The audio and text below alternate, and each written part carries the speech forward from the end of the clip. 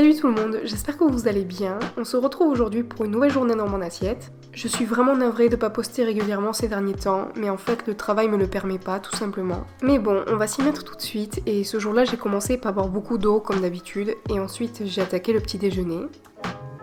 Dernièrement j'adore me préparer ce grand bol avec des fruits de saison, de la banane et un peu de grenade. Quelques poignées de ma dernière recette de granola. Et enfin, un petit peu de yaourt de soja. Pour accompagner mon bol, j'ai fait un cappuccino et j'en ai profité pour tester ce lait Oatly Barista qui venait dans la box de Noël de la boutique vegan. Non seulement il est délicieux, mais en plus il mousse super bien, ce qui est parfait pour ce genre de boisson. Vous pouvez le faire mousser avec ce genre de petit fouet ou alors comme moi, avec votre machine à café directement.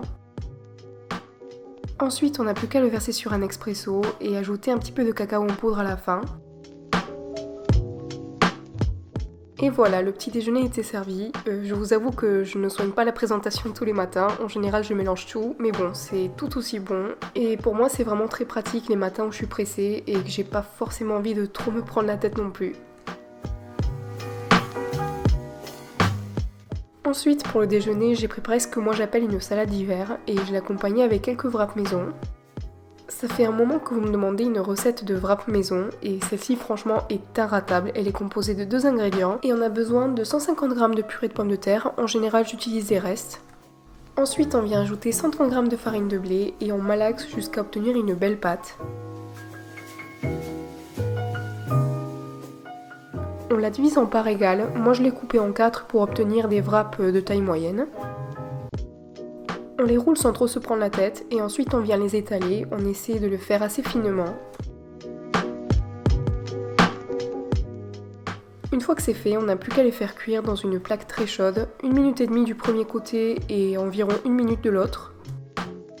Ensuite, on n'a plus qu'à les placer dans un torchon propre pour éviter qu'ils ne perdent leur élasticité. Et on a le choix entre les manger tout de suite ou alors les congeler. Personnellement, c'est ce que je fais d'habitude, comme ça le midi, je n'ai plus qu'à les mettre au micro-ondes et en 30 secondes c'est prêt. Ensuite, pour la salade, j'ai fait poêler quelques mini burgers. C'est tout simplement ma dernière recette de burger version mini. Je les avais également dans le congélateur, ce qui était très pratique.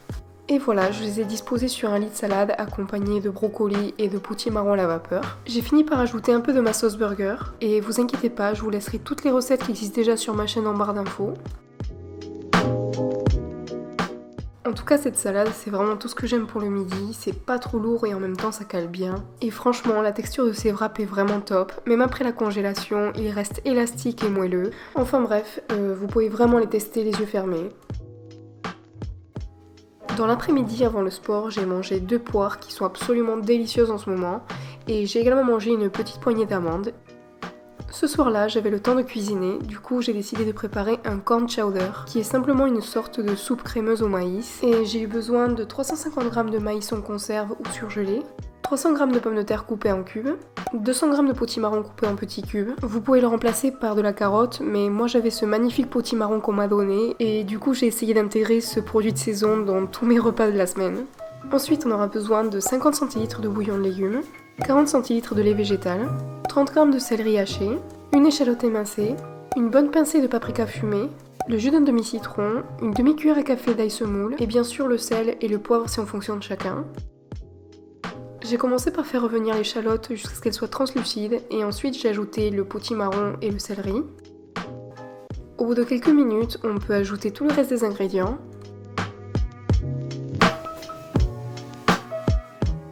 On mélange rapidement et une fois qu'on a porté à ébullition, on peut les laisser mijoter environ 20 à 25 minutes.